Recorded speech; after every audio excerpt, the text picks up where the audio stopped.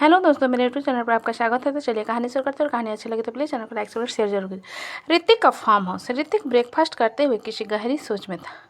प्रकृति आते हुए बोली, सोच लो किस तरीके से खुद को कानून के हाथों से बचना है। ऋतिक प्रकृति की बात सुन एक नज़र उसकी तरफ देखने के बाद ठीक से बैठ जाता है तो उसका वॉलेट नीचे गिर जाता है। प्रकृति की नज़र सीधा वॉलेट पर जाती है, जिस पर प्रकृति ऋतिक के करीब आ जाती है, जिस पर ऋतिक उसे घूरते हुए कहता है, क्या मेरे बारे में पता लगाने का यही तुम्हारा तरीका है, मुझसे क्लोजी होना? जिस पर प्रकृति धीरे से वॉलेट उठाकर ऋतिक की तरफ बढ़ाते हुए बोली, ना तुम्हारी शक्ल अच्छी है और ना तुम्हारा व्यक्तित्व अच्छा है, कैरेक्टर तो 0% है, तो मुझे नहीं लगता कि मैं तुमसे क्लोजी होने की कोशिश करूँगी। ऋतिक प्रकृति के जबड़े को कसकर पकड़ते हुए बोला, मेरे कैरेक्टर को जज करने की कोशिश मत करो। प्रकृति उस वॉलेट को फेंकती है, जिस पर उसका वॉलेट में रखी एक लड़के और लड़की की तस्वीर नीचे गिर जाती। ऋतिक गुस्से से प्रकृति को घूरने लगता है तो प्रकृति उसे घूरते हुए कहते, तुम्हारा ये वॉलेट नीचे गिरा था, उसे उठा रही थी और अब खुद उठा लो। ऋतिक अपने दांत पीसते हुए रह जाता है और वॉलेट को जाकर उठा लेता है और उस तस्वीर को साफ करते हुए फिर से वॉलेट में रख देता है। प्रकृति सैंडविच खाने लगती है, तभी उसका फ़ोन बजने लगता है। प्रकृति देखती है कि उसे सचेत कॉल कर रहा था। प्रकृति कॉल अटेंड करते हुए स्पीकर पर रखकर बोली, सचेत, क्या तुम मुझे आज पिकअप कर सकते हो? दूसरी तरफ से सचेत बोला, मैं तुम्हें शाम को पिकअप करता हूँ, फिर साथ में पार्टी करेंगे। जिस पर प्रकृति बोली, मुझे अपना प्लास्टर हटवाना था, अगर तुम फ्री हो तो अभी आ जाओ। सचेत थोड़ा सोच कर बोला, अच्छा ठीक है, तुम रेडी होकर रहो, मैं तुम्हें लेने आता हूँ। प्रकृति ओके कहकर कॉल कट कर देती है और जूस खत्म करने के बाद इधर उधर देखते हैं तो ऋतिक उसे नज़र नहीं आता। तभी उसे अपने कंधे पर एक तेज दर्द महसूस होता है, जिसे प्रकृति चीख उठती है। प्रकृति की आंखों में आंसू बहने लगते हैं। ऋतिक अपनी पकड़ उसके कंधों पर और मजबूत करते हुए बोला, दर्द हो रहा है?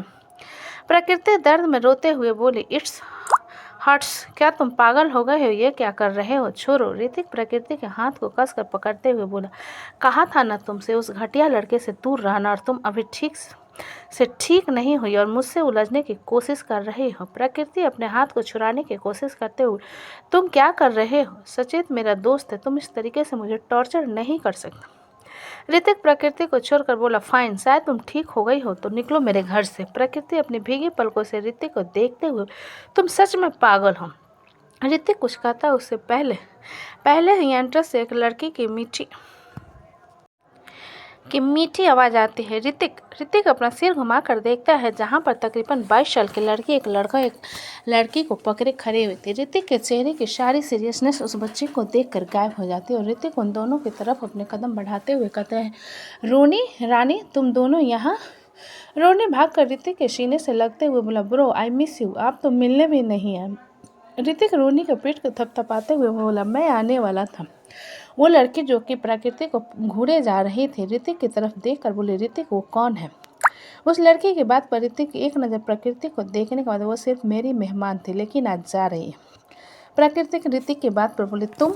ऋतिक उसे इग्नोर कर उस लड़के की तरफ देखते हुए बोला, तुमने ब्रेकफास्ट किया पूर्वी? वो लड़की जिसका नाम पूर्वी था ऋतिक की बात पर मुस्कुराते हुए बोली, रोनी और रानी जिद कर रहे थे कि हम सभी साथ में बाहर घूमने जाएंगे, क्या तुम फ्री हो?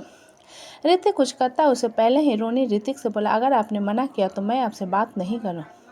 ऋतिक बिना किसी मुस्कान का अपना सिर हिलाते हुए बोला, ठीक है, तो हम यहीं पर थिएटर में मूवी देखते हैं।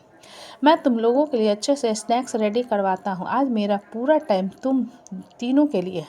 ऋतिक की बात सुनकर पूर्वी मुस्कुराते हुए रोनी और रानी से बोली, तो चलो हम अपने हाथ पैर साफ कर लेते हैं। रोनी और रानी एक एक नज़र प्रकृति को देख पूर्वी के साथ आगे की तरफ बढ़ जाती है। जाते प्रकृति को उन तीनों को जाता हुआ देखने के बाद ऋतिक की तरफ देखकर बोली, तुम? ऋतिक प्रकृति के बात को पूरी होने से पहले जोर से बोला, शेलवन। ऋतिक के चिल्लाने पर प्रकृति अपनी आंखें धीरे से बंद कर लेती। तभी शेलवन वहां पर आता है और ऋतिक की तरफ देखते हुए कहता है, यस बॉस।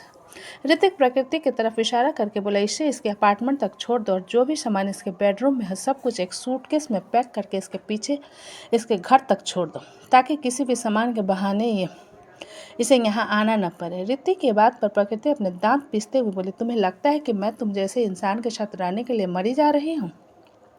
ऋतिक प्रकृति को इग्नोर करता है कि पूर्वी आते हुए ऋतिक से कहते हैं, ऋतिक हम कहीं बाहर थिएटर में घूमने नहीं जा सकते। मेरे कहने का मतलब था कि हम साथ में घूम लेंगे और एम्यूजमेंट पार्क भी चलेंगे। हम ज़्यादा बदमाशी नहीं करेंगे, पक्का। ऋतिक पूर्वी के बाल पर हाथ फेरते हुए बोला, ठीक है, जाओ, जाकर रोनी और रानी के ले आओ, हम अभी निकलेंगे, मैं टिकट बुक करता हूँ। प्रकृति ऋतिक के हाथ को घूरने लगती। वहीं पूर्वी मुस्कुराते हुए रोनी और रानी को लेने चली जाती है। ऋतिक एक नज़र प्रकृति को देखने के बाद जाकर लिविंग रूम में सोफे पर बैठकर अपना फ़ोन निकाल लेता है। प्रकृति खुद भी अनजान थी, उसे आखिर हो क्या रहा है। क्या उसे जलन हो रही थी कि जो अटेंशन हमेशा ऋतिक उसे देता था आज किसी और को दे रहा था। यही सब ख्याल प्रकृति के दिमाग में चल रहे थे। उसे रोना भी आ रहा था, लेकिन वो रो नहीं रही थी। तभी शेल्वन अपने हाथ से सूटकेस लेकर प्रकृति से बोला, चले मैम। प्रकृति ऋतिक की तरफ देखने लगती है, जो कि अपना फ़ोन से शोल कर रहा था, और धीरे धीरे अपने कदम आगे की तरफ बढ़ा देती है। आगे दिल की धड़कनें काफ़ी तेज चल रही। तभी ऋतिक बोला, रुको, जिसे सुन प्रकृति रुक जाती है और जल्दी से पलट कर ऋतिक की तरफ देखती है। तो ऋतिक खड़ा होकर प्रकृति के सामने आकर कहता, आप आमने सामने से लड़ेंगे। अब तुम्हारा मुझ पर कोई एहसान नहीं है और मेरा तुम पर कोई एहसान नहीं, इसलिए बिल्कुल मत सोचना कि मैं तुम्हारे लिए ज़रा सा भी सॉफ्ट रहूँगा, क्योंकि मैं ऐसा नहीं हूँ। अब जा सकती हूँ। प्रकृति की आंखों में हल्की सी नमी उतर जाती है, जिसे ऋतिक देखकर भी इग्नोर कर देता है। जिसे महसूस कर प्रकृति गहरी सांस लेकर सेल्वन की तरफ देखकर बोली, चलिए। सेल्वन अपना सिर हिलाता और प्रकृति के साथ फार्म हाउस से बाहर की तरफ चला आता है। ऋतिक एक नज़र उसे जाता हुआ देखने के बाद इग्नोर कर देता है कि फिर पूर्वी रोनी और रानी के साथ थिएटर के लिए निकल जाती। पूर्वी रोनी और रानी को पर्सनल केयर टेकर के थी। रोनी और रानी ऋतिक के एक बहुत अच्छे दोस्त, लव के भाई बहन थे, जो अभी इस दुनिया में नहीं था, लेकिन ऋतिक उन दोनों के परवरिश बिल्कुल अपने बच्चों के जैसा कर रहा और पूर्वी के साथ सॉफ्ट रहने की वजह से वो बच्चे थे, जिस कारण ऋतिक उससे अच्छे से बात करता था। शाम का वक्त लुल्लू मॉल में महक को मृत्युंजय शॉपिंग मॉल घुमाने लाया था, जहां पर महक घूमना चाहती। महक पूरे मॉल को देखते हुए मृत्युंजय से बोली, मैं पूरा मॉल घूमे बगैर नहीं जाऊंगी, चाहे रात हो जाए। मृत्युंजय पूरे मॉल को घूरते हुए महक को घूर कर बोला, ऐसा भी क्या रखा है यहाँ पर। महक अपने नाक चमकाते हुए बोली, मैं जब से इसके बारे में इंटरनेट पर सुना था, मैं यहाँ पर आना चाहती थी। ये इंडिया का बिगेस्ट मॉल है। मृत्युंजय महक के बिल्कुल नज़दीक आकर, तुमने कभी अपने पति को तो एक्सप्लोर नहीं किया। तुम्हारा पति भी इंडिया का बिगेस्ट बिजनेसमैन में से एक है। महक मृत्युंजय के सीने पर हाथ रख उसे दूर करते हुए, मेरे साथ ज़्यादा फ्लर्टी होने की कोशिश मत कीजिए। मृत्युंजय अपना सिर हिलाकर बोला, ठीक है, लेकिन हाँ, अगर तुम कुछ भी बकवास शॉपिंग करती हो तो उस सामान को तुम्हें खुद उठाना पड़ेगा, क्योंकि मैं तुम्हारा पर्सनल कूली नहीं हूँ। जिस पर महक उसे घूरते हुए बोले, आप अपने प्रेग्नेंट बेबी से बैग उठाना चाहते हो। महक के इमोशनल ब्लैकमेल करने पर मृत्युंजय गहरी सांस लेकर बोला, एक बात बताओ, तुम लड़कियां इतनी शॉपिंग क्यों करती? महक अपने दांत दिखाते हुए बोले, अपने पति के पैसे उड़ाने के लिए। महक के बात सुन मृत्युंजय उसके हाथ को पकड़ कर बोला, चलो जरा सेक्शन में चलते हैं। मैं कंफ्यूज होते हुए बोली, वहाँ से कपड़े क्यों लेने हैं और मुझे नहीं पहनना, आप ही पहनो।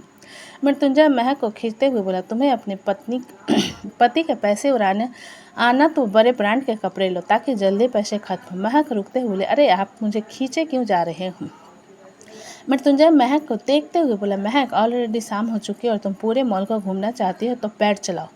मृत्युंजय महक के बात पर मुंह बनाते हुए इधर उधर देखते हैं। तभी उसकी नज़र सेल के बड़े से पॉपलेट पर जाती है। महक उस तरफ जाते हुए मृत्युंजय से बोली, मुझे ढेर सारे कपड़े लेने।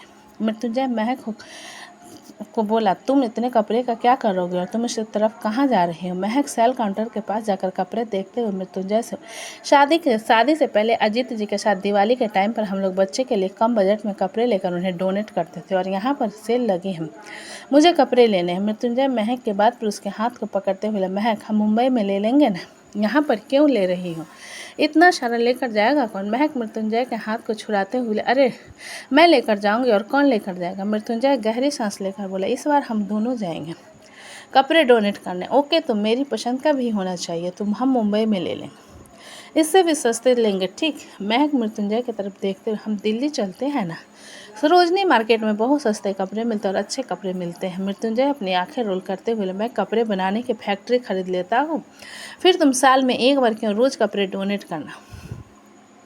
महक मुंह बनाते हुए बोले, आप मेरे इंसल्ट कर रहे हो। मृत्युंजय अपना सिर नहीं में हिलाते हुए बोला, मैं तुम्हारी इंसल्ट नहीं कर रहा। महक ज्वेलरी सेक्शन की तरफ देखते हुए बोली, दिवाली आने वाली हो, चलो कुछ अच्छा सा भगवान की मूर्ति खरीद लें।